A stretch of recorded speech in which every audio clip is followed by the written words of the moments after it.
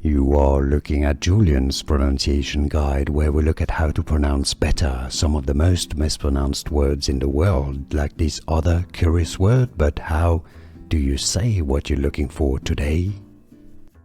Let's learn how to pronounce this name, the name of this brand of motorbike exhausts. If you want to learn more names of accessories and brands of motorbikes that a lot of people mispronounce, stay tuned. So it comes from Italian.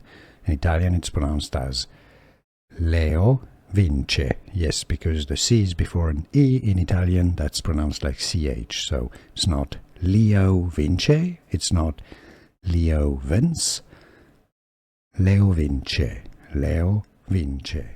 Here are more videos on how to pronounce more confusing words and names too many mispronounced. Like this video if you found it useful. I appreciate your support. I'll see you soon and thanks for watching.